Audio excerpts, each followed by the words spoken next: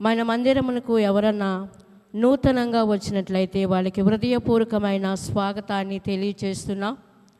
ఈరోజు ఎవరైనా బర్త్డే కానీ బాప్టిజం డే కానీ, పెద్దవాళ్ళైతే వెడ్డింగ్ యానివర్సరీ డే కానీ అయితే వాళ్ళకి మా యొక్క కుటుంబం తరపున సంఘ పక్షమున వాళ్ళకి హృదయపూర్వకమైన శుభాకాంక్షలు తెలియచేస్తున్నా.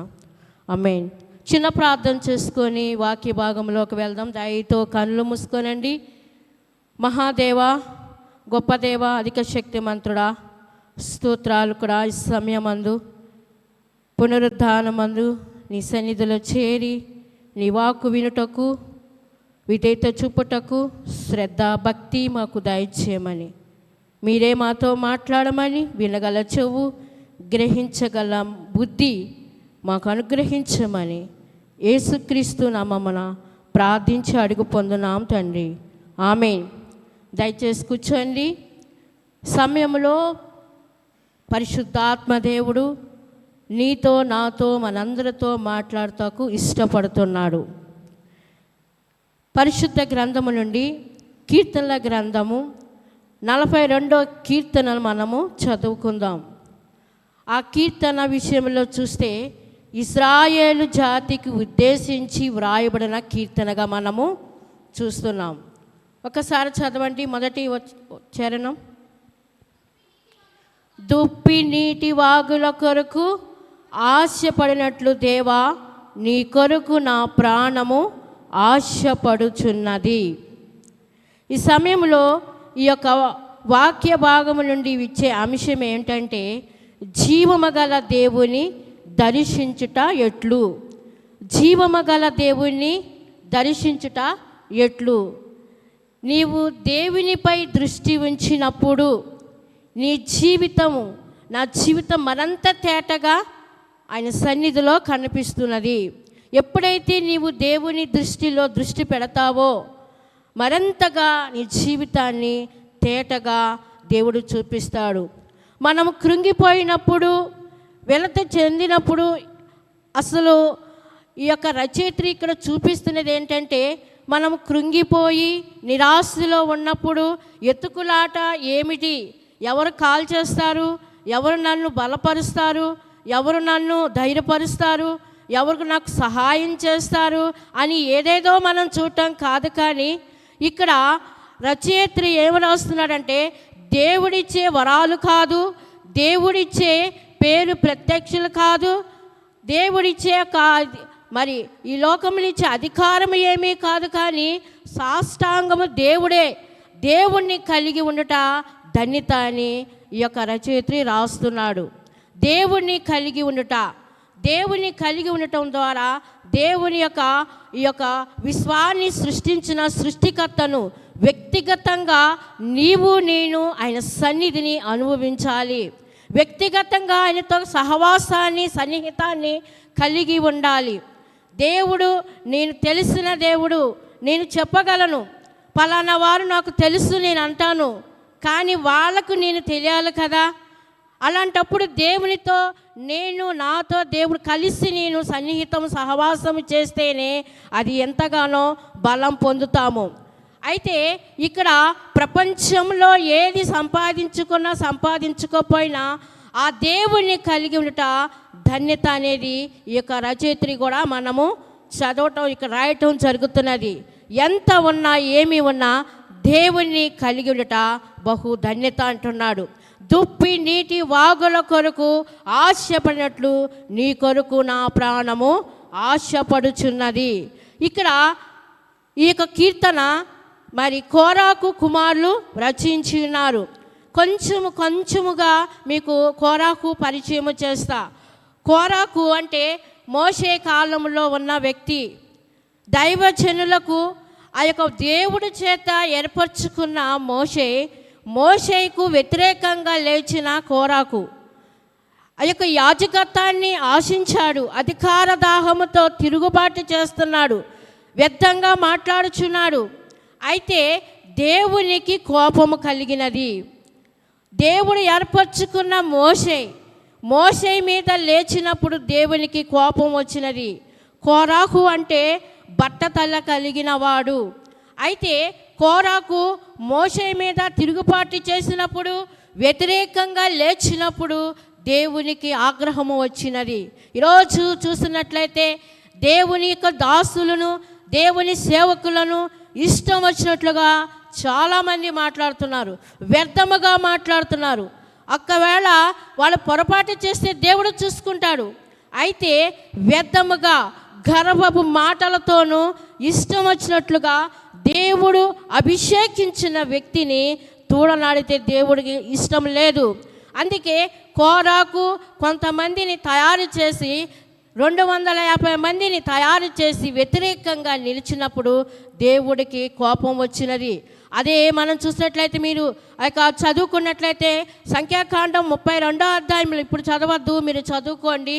అయితే భూమి దాని నోరు తెరిచి వాళ్ళ కుటుంబాలు కానీ, కోరాకు మనుషులందరినీ కానీ, ఆస్తిపాస్తులు కానీ అంతా కూడా సమస్తము మింగివేసినది. దేవుడు కోపం వస్తే అలా ఉంటుంది. దేవునితో ఆషామాషులుగా ఉండకూడదు. దేవుడు ఎన్నుకున్న వ్యక్తులు దేవుడు చేయమన్న పనినే చేయాలి. చెయ్యకపోయినా కోపం వస్తుంది. చేయాల్సింది మరి దేవుడు చేయమన్నప్పుడు చేయాల్సిందే. అయితే దేవుని మహాకృప ఏముందంటే, కోరాకు కుమారుల మీద దేవుని మహాకృప ఉన్నది. అందుకే తండ్రిలో భక్తి లేదు, తండ్రిలో విశ్వాసం లేదు, తండ్రిలో మరి దేవుడంటే భయం లేదు, దేవుని సేవకులంటే విలువ లేకుండా పోయింది. అయితే దేవుడి యొక్క మహాకృపను బట్టి కోరాకు కుమారులు దేవుని సేవ చేయుటకు దేవుడి సేవలో ఉన్నారు వాళ్ళు. అందుకే కుమారులు దేవుని ఆలయంలో పాటలు పాడే బృందముగా, సంగీత మరి సభ్యులుగా, బృందంలో సభ్యులుగా ఉన్నారు. ఈరోజు దేవుడు నీకు ఇచ్చిన ఆధిక్యత నువ్వేం చేయాలి? దేవుణ్ణి మహిమపరచాలి. దేవుడు ఒక ఆధిక్యతని, ఒక టాలెంట్ ఇచ్చినప్పుడు దాన్ని దేవుని కోసము ఖర్చు పెట్టాల్సిందే. అయితే దావీదు ఇక్కడ నిర్వచనం సంగీతము బృందములో సభ్యులుగా కోరాకు కుమారులు ఉన్నారు. అయితే ఇక్కడ మనం చూసినట్లయితే మానవ జీవితంలో ఒక గొప్ప ప్రశ్న వేసుకోవాలి ప్రతి ఒక్కరూ. నేనెందుకు ఇక్కడికి ఉన్నాను? నేనెందుకు ఇక్కడ భూమి మీద ఉన్నాను? నేను ఎక్కడి నుండి వచ్చాను? నేను ఇక్కడ ఎందుకు ఉన్నాను? నేను ఎక్కడికి వెళ్తాను? ఎక్కడి నుండి వచ్చాను? నేనెందుకు ఇక్కడ ఉన్నాను? నేను చనిపోతే ఎక్కడికి వెళ్తాను అని అన్నప్పుడు పరిశుద్ధాత్మ మరి బైబిల్ గ్రంథము ఖచ్చితంగా మనము చదవాల్సిందే. పరలోకానిక నరకానిక? పరలోకము ఊరికినే వస్తుందా? అయితే మనం చేసే పనులు బట్టి మనం ఆశపడుతున్నాము. ఏ ఆశ? అత్యాశ, మంచి ఎంతవరకు ఆశపడుతున్నాము? అయితే ఇక్కడ మనం చదువుకునే భాగంలో దుప్పినే ఎందుకు పెట్టారు? ఇక్కడ దుప్పి విషయంలో చూసినట్లయితే ఆశపడినట్లు నీటి కొరకు ఆశ దప్పికాకొంచున్నది. మానవుని ఆశాజీవి అనేక వాటి కొరకు ఆశపడుతూ ఉంటాడు. శరీర ఆశ, నేత్రాశ, ధన ఆశ. ఆశ లేకుండా వాడు ఎవరున్నారండి భూమి మీద అంటారు. కానీ ఉండొచ్చు. ఎలాంటి ఆశ? అధికముగా అత్యాశకి పోకూడదు. అయితే ఇక్కడ మనం చూసినట్లయితే ఒక రెఫరెన్స్లు ఇస్తాం, మీరు రాసుకొని తర్వాత చదువుకోండి. 1 తిమోతి రాసిన పత్రిక 6వ అధ్యాయం 10వ వచనంలో మనం చూడగలం. అలాగే 1 యోహాను రాసిన పత్రిక 2వ అధ్యాయము 16వ వచనంలో కూడా మనము చూడగలం. ఎందుకంటే ధనాపేక్ష సమస్తమైన కీడును మూలము కదా, దాన్ని కొందరు ఆశించి విశ్వాసం నుండి తొలగిపోయారు. చాలామంది ధనాన్ని బట్టి ఏం చేస్తున్నారంటే, డబ్బు ఉన్నప్పుడు మనుషులు, సామాన్యమైన మనుషులు కనిపించరు. ఎందుకంటే ఒక మాట ఉంది కదా, బెల్లము తీపి ఉన్నంత వరకే ఈగలు చీమలైనా కానీ అది లేకపోతే ఎక్కడ కూడా ఏది కూడా కనిపించదు. ధనం ఉంటే నీ అంతటి వాడు లేరని అంటారు. అయితే లోకంలో ఉన్నదంతయు అనగా శరీరాశయు, నేత్రాశయు, జీవపు డంబములు. అయితే తండ్రి వల్ల పుట్టినవి ఇవైతే కావు, పొగడతలు మాత్రము కాదు. అయితే ఈ యొక్క మనం చదువుకునే భాగంలో ఈ యొక్క ఆశ అనేది మనం చూస్తున్నాము. మరి అలాగే ఆకాను ఆశించాడు. పాపమును బట్టి ఇజ్రాయేలు సమాజాన్ని నష్టం వాటిల్లనిది. ఆకాను కుటుంబానికి నష్టపోయాడు, నష్టం వచ్చినది. కొందరు చెడ్డవారు ఆశించినట్లే అనేక మంది వాళ్ళకి దొరకకుండా పోయింది. చూడండి ఒక్కసారి యాకోబు రాసిన పత్రిక 4వ అధ్యాయము 2వ వచనము. మీరు ఆశించుచున్నారు కానీ మీకు దొరుకుటలేదు, నరహత్య చేయుదురు, మత్సరపడుదురు కానీ సంపాదించుకొనలేరు, పోట్లాడుదురు, యుద్ధము చేయుదురు కానీ దేవుని అడుగనందున మీకేమీ దొరకదు. ఏమీ దొరకదు. ఒక మాట చేత నరహత్య అంటే ఏంటి? చంపినట్లే. తన సహోదరిని దూషించిన వాడు నరహత్య చేసినట్లే. అయితే ఇక్కడ సామెతల గ్రంథము 10వ అధ్యాయము 24వ వచనం కూడా చదవండి ఒకసారి.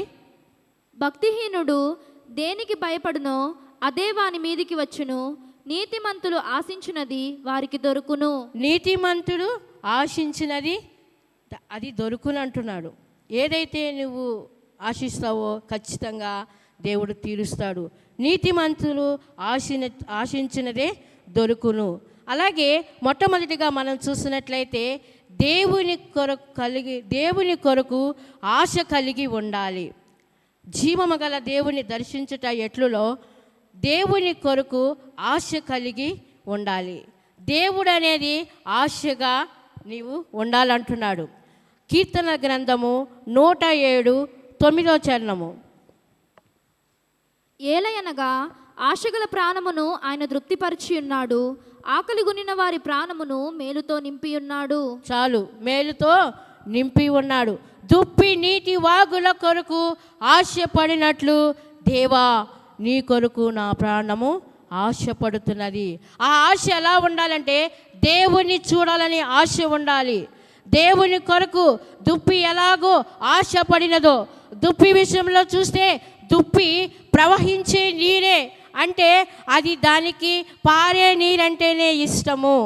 దుప్పి అందమైనది, దాని నడక దాని చూపులో అందముగా ఉంటుంది. దుప్పి పరిశుద్ధమైనది, దుప్పి చురుకైనది, సోమరతనం ఉండదు. చూద్దాంలే చేద్దాంలే అనేది కాదు, చురుకుగా ఉంటుంది. దుప్పి దాహం వేసినప్పుడు నీటి కొరకు ఆశపడుతున్నది. ఎంత గొప్పగా ఒక దుప్పిని తీసుకొని మాట్లాడుతున్నాడు. నీటి కొరకు నా ప్రాణము, నీ కొరకు నా ప్రాణము ఆశపడుచున్నది.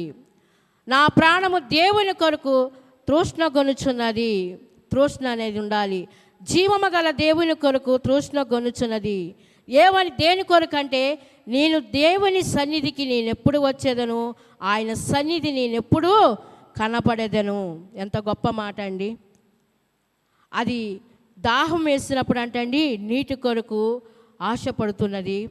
నీటి కొరకు ఆశపడినట్లుగా అది అడవైనా కావచ్చు, అది మరి ఎంత భయంకరమైన ప్రమాదమైన స్థలమైన నీటి అక్కడ క్రూర మృగాలు ఉంటవి. పెద్ద పూలి కానీ సింహము కానీ ఇవన్నీ ఉన్నా సరే గుంటలో నీరు మాత్రం తాగదు. పారే నదికి వెళ్ళి చక్కగా నీరు తాగుతుంది. అది నీరు పారే నదిలోనే నీళ్ళు తాగుద్ది. ప్రాణహాని ఉన్నా సరే అది ఏమాత్రము కూడా ఆ దాహం అనేది తీర్చుకోవటానికి తృప్తి కలిగి ఆశ కలిగి ఉంటుంది. ఎందుకంటే ఇక్కడ 42వ కీర్తనలో 5వ చరణంలో అంటున్నాడు. ఇక్కడ ఒక్కసారి చదవండి 5వ చరణము. నా ప్రాణమా నీవేలా కృంగి ఉన్నావు, నాలో నీవేలా తొందరపడుచున్నావు, దేవుని యందు నిరీక్షణ ఉంచుము. దేవుని కొరకు నువ్వు ఆశ కలిగి ఉన్నావు. ఎలా నీ ప్రాణము కృంగిపోతున్నది? ఈ యొక్క సమస్యల చేత నేనేం చేయాలి, ఎలా వెళ్ళాలి, ఎలా ఏం చేస్తే ఈ యొక్క సమస్య తీరుతుంది, ఏమవుతుందాము అని కృంగిపోతున్నాము, నిరాశపడుతున్నాము. ఏం చేయాలంటున్నప్పుడు భక్తుడు అంటున్నాడు, ఎందుకంటే ఆయన వారికి రక్షణకర్త అయి ఉన్నాడు. ఆయన రక్షించే వాడు. నేను ఆశపడిన దేవుడు నన్ను రక్షిస్తాడు. ఇంకా నా ప్రాణము ఒక ధనవంతుడు అనుకుంటాడు కదా, తిని తాగు సుఖించుము. అయితే నీకు విస్తారముగా నీకు ఈ ప్రాణము కొరకు నువ్వేది అనుకోవద్దు, ఎందుకంటే నీకు కొట్లలో ధాన్యం ఉన్నది, తినుము తాగుము సుఖించుము. వాడు కలిపే వాళ్ళకి దేవుడుగా ఉన్నది. ఇక్కడ ఏమంటున్నాడు, నా ప్రాణమా నీవేళ కృంగి ఉన్నావు, నాలో నీవేళ తొందరపరుచున్నావు. తొందర ఎందుకు? దేవుడు నీకు అభయం ఇస్తున్నాడు కదా, నిన్ను సహాయము చేస్తానంటున్నాడు కదా, నిన్ను రక్షిస్తానంటున్నాడు కదా, నిన్ను విడుదల చేస్తానంటున్నాడు కదా, నీ బాధ నుండి నివారణ చేస్తానంటున్నాడు కదా, నీతో మాట్లాడుతున్నాడు కదా. ఎలా తొందరపడుచున్నావు? ఎలా నిరాశ చెందుతున్నావు? నిరీక్షణ అనేది నీకు అలవాటు లేదా? నిరీక్షణ ఉంచుము. దేవుడు నీకు సహాయము చేస్తానని మాట ఇచ్చినాడు కదా. ఆయన రక్షణకర్త. ప్రతి పగటి వేళ ఆయన తన కృపకు మరి ఆజ్ఞాపిస్తాడు. తన కృప చేత మనల్ని రక్షిస్తాడు. ఆయనే నా రక్షణకర్త అనియు నా దేవుడని నేను చెప్పుకుంటూ ఇంకా నేను ఆయనను స్తుతించేదను. ఆశ ఉన్నప్పుడు నీవు దేవుడిని స్తుతించాలి. దేవుని మేళ్ళను తలపోచుకోవాలి. దేవుడు గతంలో చేసిన దేవుడు ప్రస్తుతంలో నీ జీవితంలో చేయడా? దేవుడు ఎన్ని కార్యాలు నీ జీవితంలో చేసినప్పుడు, చిన్నపాటి శ్రమ వచ్చినప్పుడు నీవు దేవుడి యందు నిరీక్షణ ఉంచవా? ఎందుకంటే నేను ఇంకను ఆయనను స్తుతించేదని అంటున్నాడు. ఆయన స్తుతించే గుణం అనేది ఉండాలి. ఆయన ఆశ్రయ దుర్గముగా ఈ కార్యముల చేత భక్తుడు దేవుని కొరకు ఆశ కలిగి ఉంటున్నాడు. నాకు ఆశ్రయ దుర్గముగా ఉన్నాడు, అందుకే నా ఆశ ఆయనే అంటున్నాడు. అందుకే ఆశను ఆయనతో సహవాసము చేయాలని ఆలోచన కలిగి ఉన్నాడు. ఆశ గల ప్రాణము ఆయన తృప్తిపరిచే తండ్రిగా ఉన్నాడు. ఇంకను నేను ఆయనను స్తుతించదని అంటున్నాడు. ఆయన ఆశ ఆయన మీద ఆయనతో సహవాసము చేస్తే నీకు తోడు ఉంటుంది అంటున్నాడు. అందుకే దేవుని యొక్క కొరకు ఆశ కలిగి ఉండాలి. కీర్తనలు 136 చరణము. యెహోవా కొరకు నేను కనిపెట్టుకొనుచున్నాను, నా ప్రాణము ఆయన కొరకు కనిపెట్టుకొనుచున్నది, ఆయన మాట మీద నేను ఆశ పెట్టుకొని ఉన్నాను. చాలండి. రెండవదిగా చూసినట్లయితే దేవుని యొక్క మాట కొరకు ఆశ కలిగి ఉండాలి. దేవుడు నేను ఎప్పుడు వస్తాను, దేవుడు సన్నిధిలో నేను ఎప్పుడు కనపడతాను, దేవుడు నన్ను ఎప్పుడు చూస్తాడు. నీవు రాకపోతే దేవుడు నిన్ను చూడడు కదా, నువ్వు దేవుడు చూడలేవు. రెండవదిగా చూసినట్లయితే దేవుని మాట కొరకు ఆశ కలిగి ఉండాలి. దేవుడు నీతో ఏం మాట్లాడుతున్నాడు? ఖచ్చితంగా పరిశుద్ధాత్మ దేవుడు నీతో మాట్లాడటానికి ఇష్టపడుతున్నప్పుడు ఈ లేఖనము ద్వారా నీతో మాట్లాడవచ్చు. నువ్వు దేని కొరకు ఆశపడుతున్నావో ఆశ దేవుడు తీర్చేలాగున దేవుని కొరకు ఆశపడినట్లయితే దేవుడిని చూసే భాగ్యాన్ని దేవుడు ఇస్తానంటున్నాడు. దేవుని మాట కొరకు నువ్వు ఎదురు చూస్తున్నట్లయితే అనేకమైన వాగ్దానాల చేత నేను తృప్తిపరిచి ఉన్నాడు. భయపడకమని లెమ్ము తేజరెల్లము, నేను నీకు వెలుగు వచ్చినది, నీ చీకటి అంతా కూడా, నీ చీకటి జీవితం అంతా కూడా సమాప్తమైనదని దేవుడు చెప్పినాడు. అయితే ఆయన మాట మీద ఆశ పెట్టుకున్న భక్తుడిని మనం చూస్తున్నాము. ఒకటి ప్రార్థన. ప్రార్థన అంటే ఏంటి? దేవుడితో మనము మాట్లాడుట. దీనికి ఏమైనా బిల్లు ఉంటుందా అండి? చెప్పండి. ఏమైనా టాపిక్ ఉంటుందా? ఏమి ఉండదు. మనం ఎంతసేపు అయినా ప్రార్థన చేసుకోవచ్చు. 1 గంట 2 గంటల లేకపోతే 2 నిమిషాల మనము ఎంత సమయమైనా దేవునికి కేటాయించవచ్చు. అయితే ప్రార్థన పక్షి పైకి ఎదుగుటకు రెక్కలు ఎంత అవసరమో ఆత్మీయతలో ఎదుగుట కొరకు కూడా రెక్కలు అనగా ప్రార్థన వాక్యము అవసరమై ఉన్నది. ప్రార్థన అంటే దేవుడితో మనం మాట్లాడుట. నీవు మాట ఎలా ఉండాలి? చక్కగా దేవుడితో మాట్లాడాలి. అయితే ఇక నువ్వు మాట్లాడిన తర్వాత ఆయన మాట్లాడటానికి అవకాశం ఇవ్వాలి కదా. నీ కష్టాలన్నీ చెప్పుకుంటున్నావు, నీ బాధలన్నీ చెప్పుకుంటున్నావు. అయితే విని దానికి జవాబు ఇవ్వాలంటే వాక్యము. ఆయన మాట మీద ఆశ పెట్టుకొని ఉన్నాను అంటున్నాడు. దేవుని మాట పవిత్రమైనది. కీర్తనల గ్రంథము 12:6. యెహోవా మాటలు పవిత్రమైనవి, అవి మట్టి మూసలో 7 మార్లు కరగి ఊదిన వెండి అంతా పవిత్రములు. చాలండి. కీర్తనలు 86:3.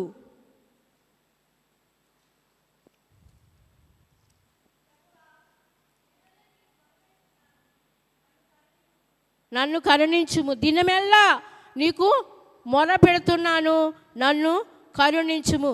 దేవుని మాట పవిత్రమైనది, దాని యందు లక్ష్యమించినడలా నీకు మేలు కలుగుతున్నది. దేవుడు నీతో మాట్లాడటకు మేలు అని అంటున్నాడు. మేలు మేలు నీతో మాట్లాడట కొరకు మేకులు కొట్టించుకున్నాడు ఆయన. దేవుని వాక్యము జీవమిచ్చేది. యోహాను సువార్త 6వ అధ్యాయము 63వ వచనం ఒక్కసారి చదవండి. ఆత్మయే జీవింప చేయుచున్నది, శరీరము కేవలము నిష్ప్రయోజనము. నేను మీతో చెప్పి ఉన్న మాటలు ఆత్మయు జీవమునై ఉన్నవి గాని. చాలండి. దేవుని వాక్యము జీవమైనది, దేవుని వాక్యము నీరయ్యున్నది, అది శుద్ధీకరించినది. దేవుని వాక్యము ఆత్మకు ఆహారమైనది, అది బలమిచ్చును, శక్తినిచ్చును. మరి దేవుని వాక్యము చీకటి ప్రపంచములో తెలియని సంగతులు వెలుగునిచ్చేదిగా దేవుని వాక్యమునది. నీ వాక్యము నన్ను బ్రతికించినది, నా బాధల్లో నాకు నెమ్మదిచ్చినది అంటున్నాడు కదా భక్తుడు. దేవుని వాక్యము చేత నిన్ను బలపరుస్తున్నాడు, దేవుని వాక్యము చేత నిన్ను ధైర్యపరుస్తున్నాడు. నువ్వు భయపడాల్సిన అవసరం లేదు. నీతో వచ్చేవాడు నీ దేవుడైన యెహోవా అంటున్నాడు. నువ్వేమి భయపడన అవసరం లేదు, ఎందుకంటే నిర్మలమైన వాక్యము చేత మనల్ని పోషిస్తున్నాడు. పాల వంటిది, జుంటె తేనె దారల వంటిది, అగ్ని వంటిది, సబ్బు వంటిది, సాకలవాణి సబ్బు వంటిది అంటున్నాడు. శుద్ధి వంటిది, ఎన్నో కఠినమైన హృదయాలు బద్దలగొట్టేది దేవుని వాక్యము. ఆ వాక్యము నేను కలిగి ఉండాలి. దేవుని మాట కొరకు ఈరోజు నాతో ఏం మాట్లాడతాడు, నేను అడిగిన దానికి ఆన్సర్ ఇవ్వాలి కదా. నేను ప్రార్థన చేసిన దానికి జవాబు రావాలంటే నీవు ఎదురు చూడాల్సిందే. ఎంతసేపు నేను ప్రార్థన చేశాను, దేవుడు ఏం చేయటం లేదు, దేవుడు ఏమి నాతో మాట్లాడలేదని అంటున్నావా? దేవుడు మాట్లాడే సమయము, ఆయన వాక్యము ఎంతో శక్తివంతమైనది. అందుకే 119వ కీర్తనలో మనం చదివితే 9 నుండి 10 వరకు, మనం 11 వరకు చదువుకున్నట్లయితే అక్కడ వాక్యము, యవనస్తులు దేని చేత శుద్ధిగా పొందుతుందండి? నీ వాక్యము చేతనే. ఒక్కసారి చదవండి 9వ వచనం. యవనస్తులు దేని చేత తమ నడత శుద్ధపరచుకొందురు? నీ వాక్యమును బట్టి దానిని జాగ్రత్తగా చూచుకొనుట చేతనే కదా. దేవుని వాక్యము నిన్ను ఎలా నడిపించాలో, నీ జీవిత తీరేంటో కూడా నిన్ను బ్రతికించేది, నీకు నెమ్మదిచ్చేది, నీకు జయమిచ్చేది, నీకు శక్తినిచ్చేది ఆయన మాటలు, బ్రతికించే మాటలు. ఈ లోకములో బడాయి మాటలు ఉంటాయి. ఈ లోకములో ఎంతో నువ్వు బాగుంటే నీ అంతటి వాడు లేరనుకుంటారు. ఇంకేమంటారు? వాళ్ళు మా వాళ్ళే అంటారు. అసలు ఏమీ లేకపోతే వాళ్ళు ఎవరో నాకు తెలీదు అంటారు. కానీ బడాయి మాటలు కాదు, దేవుని మాటలు బ్రతికించే మాటలు. నీ మాటల మీద నేను ఆశ పెట్టుకొని ఉన్నాను. నువ్వు నాతో మాట్లాడు ప్రభువా, నీ సన్నిధికి వచ్చా కదా, నువ్వు నాతో మాట్లాడు. నేనేం చేయాలి? నా జీవితము ఈ విధంగా ఉన్నది, నేనేం చేయాలి? ఆయన మాటలు ముత్యాల మూటలు, ఆయన మాటలు రత్నాల రాసులు, ఆయన మాటలు వజ్రాలు గని ప్రభుకునాలి. దేవుని మాట ఎంతో అమూల్యమైనది, శక్తివంతమైనది. దేవుని వాగ్దానం నమ్మదగినది. దేవుడు చెప్పినట్లే నీకు చేస్తాడు. భయపడద్దు. వాగ్దానం పెట్టుకొని ప్రార్థన చే. దేవా, నాకు ఇచ్చిన ఈ వాగ్దానాన్ని పెట్టుకొని నీకు ప్రార్థిస్తున్నాను తండ్రి. నీ మాట మీద నేను ఆశ పెట్టుకొని ఉన్నా, నా ఆశ నెరవేర్చే తండ్రి నీకు స్తోత్రాలంటూ ప్రార్థన చేయాలి. అయితే నీవేళ నా ప్రాణము నాలో నీవేళ కరిగిపోచున్న నా ప్రాణం నీవేళ కృంగి ఉన్నావు, కృంగిపోతున్నదా? దేవుని మీద ఆశ కలిగి ఉండు. దేవుని మాట చేత ఆశ కలిగి ఉండు. దేవుడు బ్రతికిచ్చే దేవుడు.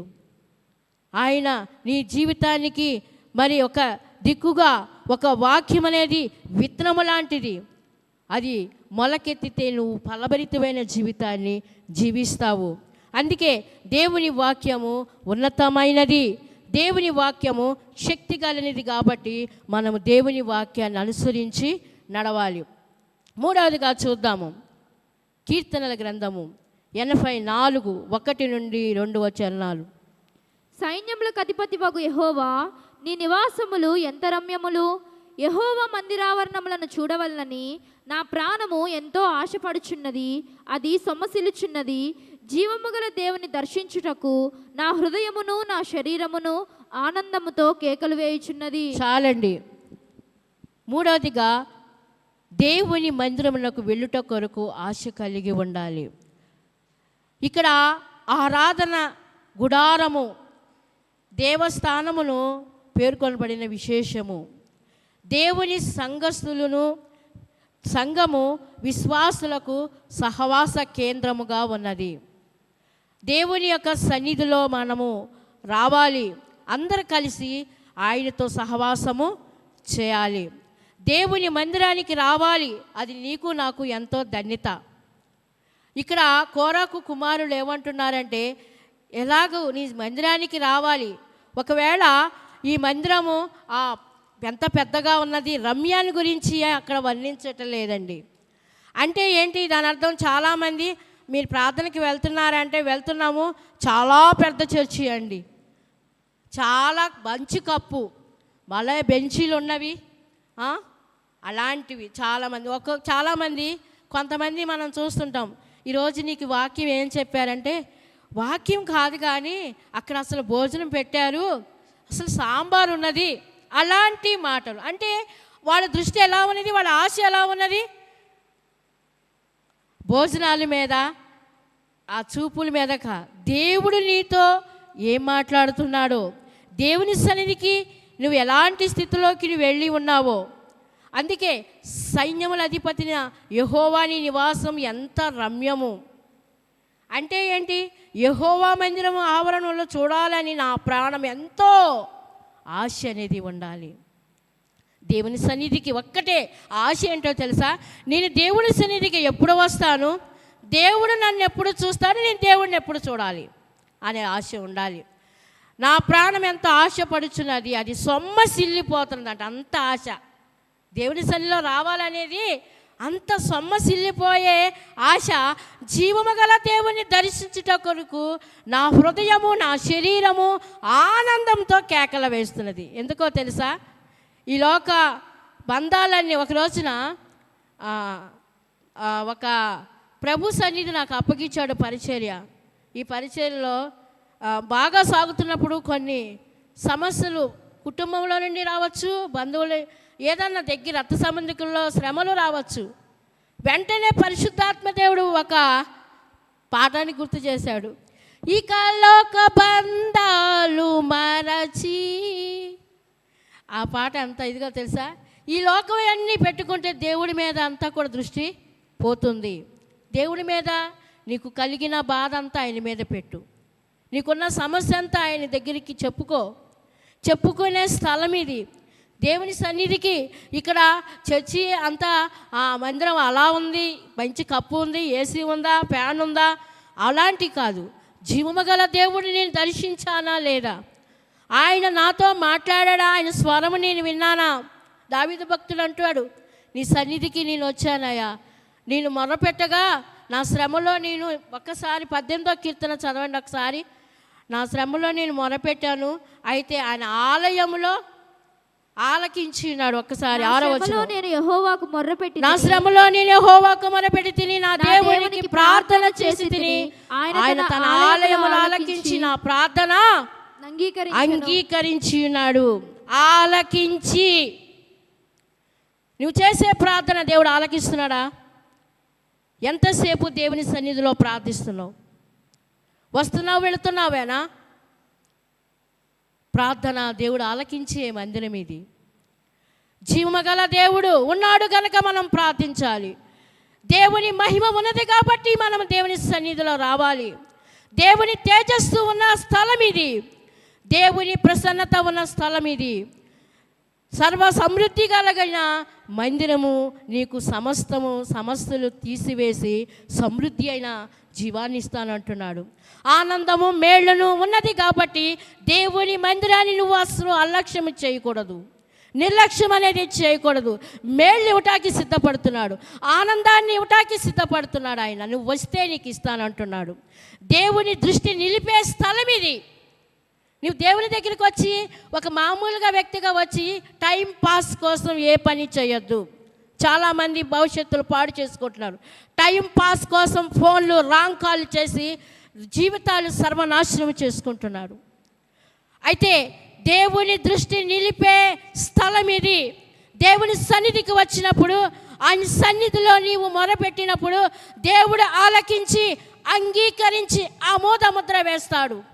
నువ్వు వచ్చి వెళ్ళటం వల్ల ప్రయోజనం లేదు, కానీ దేవుని సన్నిధిలో నువ్వు మొరపెట్టాలి, కానీ గురి పెట్టకూడదు. దేవుని దగ్గరికి వచ్చి నీకున్న సమస్యలను నీవు చెప్పాలి. వాళ్ళు ప్రార్థన చేయటం లేదు, వీళ్ళు ప్రార్థన కాదు, ముందు నీవు చేయాలి. దేవుని మందిరము అనగా ఆయన స్వస్థతశాల. నీవు దేవుని దగ్గరికి వచ్చినప్పుడు దేవుడు నీకు స్వస్థత జరగాలని ఆశతో నువ్వు రావాలి. మమతల ఒడి ఇది, ప్రేమను పంచే స్థలం ఇది. అయితే దేవుని మందిరాన్ని విడిచిపెట్టకూడదు. నీవు దేవుని మందిరానికి దూరం అయితే సాతానికి దగ్గర అవటం ఖాయం, సాతాను ఒడిలో లాలిస్తాం ఖాయం. అందుకే ఆ సాతాను నీలో చొచ్చుకొని వెళ్ళినప్పుడు నీతో అసహ్యమైన కార్యాలు చేపిస్తాడు. మరంత దేవునికి దూరం అయిపోతాము. అయితే చేయలేని ఆ జీవితాన్ని పతనం చేస్తాడు. నువ్వు దేవునికి ఎప్పుడైతే దూరం అవుతావో, టైం పాస్ కోసం నువ్వు చేసే ప్రతి పని దేవుడు చూస్తున్నాడు, ప్రతి దానికి లెక్క అడుగుతాడు. జీవితాలే సర్వనాశనం అయిపోయే టైం పాస్ కోసం చేసేది నీవు ఆ సమయమే దేవుడికి యక్షించు. వ్యర్థమైన మాటలు నీ చెవుని పడనీకు. ఎందుకంటే నిరాశపడే మాటలు నీ చెవులు పడతాయి. నిన్ను నిరాశ పెట్టేవి నీ హృదయాన్ని, నీ యొక్క ప్రాణాన్ని కృంగతీస్తాయి. జీవము గల మాటలు నీ చెవుని పడాలి. దేవుని సన్నిధికి దూరం అయితే దేవుని సహవాసం తెగిపోతుంది.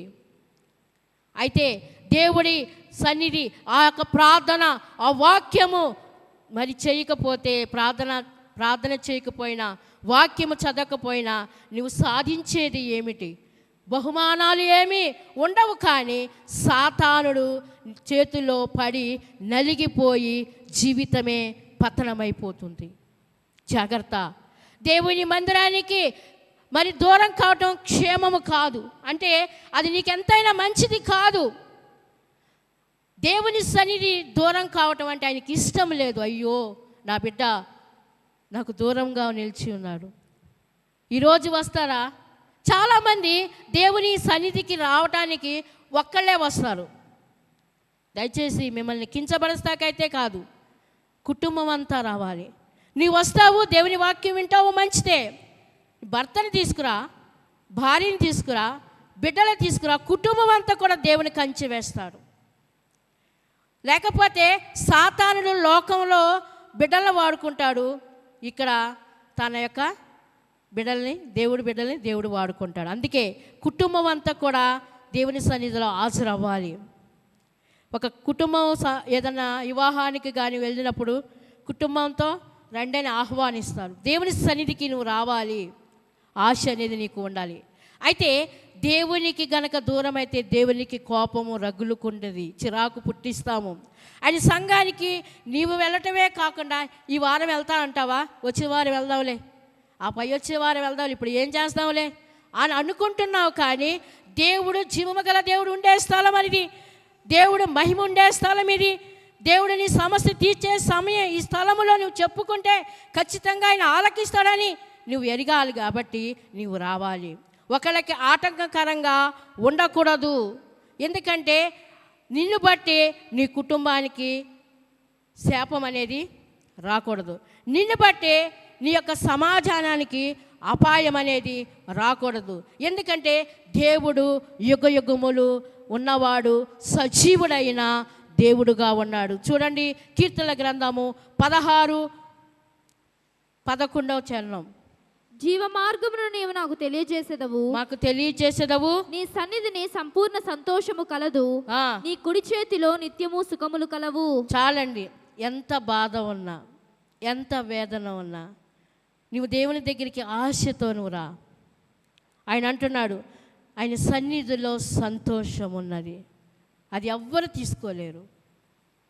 ఎంతో తెలియని వేదన ఉన్నప్పుడు దేవుని సన్నిధిలోకి నువ్వు సరిగ్గా వస్తే ఖచ్చితంగా దేవుడు నీకు సంతోషాన్ని, సమాధానాన్ని, సంతృప్తిని దేవుడు ఇస్తానంటాడు. ఆఖరిగా ఒక వచనం చూసి మనం ముగించుకుందాము. కీర్తనల గ్రంథము 17వ కీర్తన 17:15.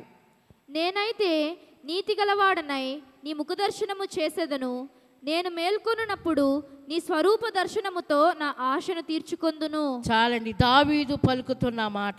దావీదు తన శత్రువులలో ఉన్నప్పుడు ఇకలోకమైన వారు దుర్మార్గులు విషయములైతే వాళ్ళు తృప్తి ఉండదు, కానీ నేనైతే మేల్కొని మరణించిన లేచిన దేవుని స్వరూపాన్ని చూసి తృప్తి పొందేదను.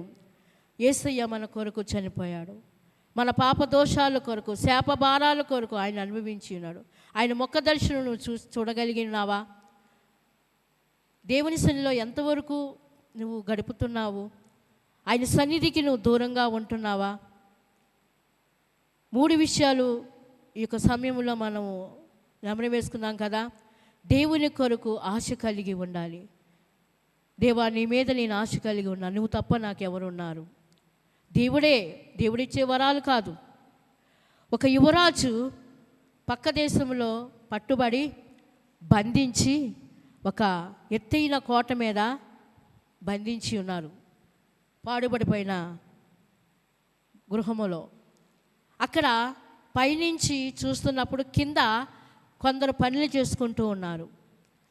పనులు చేసుకుంటున్నప్పుడు ఆ పిలుపు అతన్ని రక్షించమని కేక వేస్తున్నప్పుడు అది వినలేని పరిస్థితి. వెంటనే ఆ యువరాజు ఏం చేశాడంటే ఒక ఉంగరము తీసి కింద వేశారు. అక్కడ పొలము దున్నేవారు వాళ్ళు ఆ ఉంగరము దొరకంగానే వాళ్ళు ఏం చేస్తున్నారు, అది చూసి సంతోషపడి దాన్ని జేబులో వేసుకొని మళ్ళీ ఇంకా ఎతుకుతున్నారు. రెండోసారి ఆరము తీసి వేశారు.